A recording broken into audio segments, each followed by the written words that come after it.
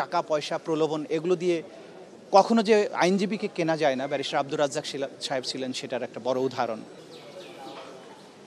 আমাদের প্রিয় senior barrister Razzak সাহেব আজকে জীবন মৃত্যুর সীমানার ওপারে চলে গেছেন। তার সাথে 30 বছরের অধিক সময় ধরে আমার সম্পর্ক, একসাথে আমরা কাজ করেছি, ছাত্রজীবন থেকে পরিচিত। এবং আমি যখন 1998 সালে আইনজীবী হিসেবে প্রথম যাত্রা শুরু করি, তখন থেকেই তার সাথে কাজ করার সুযোগ হয়েছে।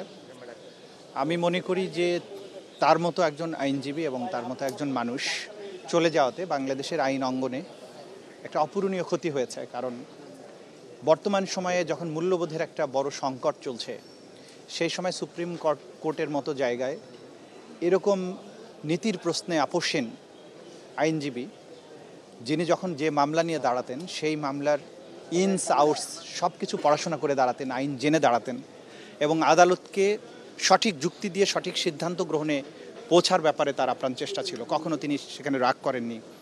আদালতে যখন তার স্মার্ট উপস্থাপনার ভঙ্গি ছিল, এটা আমাদের সকলের কাছে অনুকরণীয় ছিল। এবং সবচাইতে বড় কথা ছিল, তিনি স্রোতের প্রতিকূলে দাঁড়িয়েছেন বিভিন্ন সময়ে, এবং সেই জায়গা যখন দাঁড়িয়েছেন কখনো অপ্রস্তুত অবস্থায় দাঁড়াননি, যেটা আইনজীবীদের জন্য শিক্ষণীয় বিষয়। যে মনে হচ্ছে গোটা বাংলাদেশের সকল সিনিয়র আইনজীবীরা একদিকে, উনি একা দাঁড়িয়েছেন, তার সাথে আমরা জুনিয়ররা কয়েকজন দাঁড়িয়েছি। কিন্তু সেই জায়গায় তার নিষ্ঠা, তার যে চেষ্টা ছিল গভীরে যাওয়ার, এবং সবচেয়ে বড় কথা যে দৃঢ়চিত্ত, সেখানে তিনি সেই বাধাগুলো অতিক্রম করেছেন। এবং সত্য এবং ন্যায় প্রতিষ্ঠার ব্যাপারে তার যে আপোষহীনতা ছিল, এটা সারা জীবন আমাদেরকে এই অনুপ্রেরণা দিয়ে যাবে যে তার মতো আইনজীবী হওয়া আমাদের জন্য স্বপ্নের বিষয় ছিল। তিনি আমার মেন্টর ছিলেন এবং আজীবন তিনি মেন্টর হিসেবেই কাজ করবেন। তরুণ আইনজীবী যারা আছে তার কোন গুণটা আপনি ফলো করতে পারেন? তরুণ আইনজীবীদের উদ্দেশ্যে আমরা যেটা বলবো যে ব্যারিস্টার আব্দুর রাজ্জাক সাহেব কখনো অপ্রস্তুত অবস্থায় কোর্টে যেতেন না।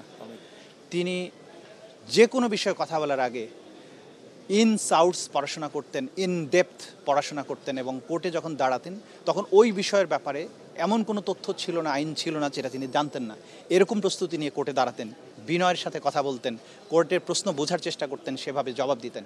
সকল আইনজীবীর ব্যাপারে আমি মনে করি যে ব্যারিস্টার রাজ্জাক সাহেবকে যদি কেউ অনুসরণ করতে চান, তাহলে তাকে সেভাবে প্রস্তুতি নিয়ে কোর্টে যাওয়া উচিত এবং নীতির প্রশ্নে আপোষহীন থাকা উচিত।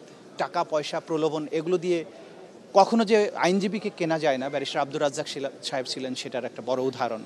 আজকের এই সময়ে তরুণ আইনজীবীদেরকে তাকে দেখে সেই বিষয়গুলো শেখা উচিত।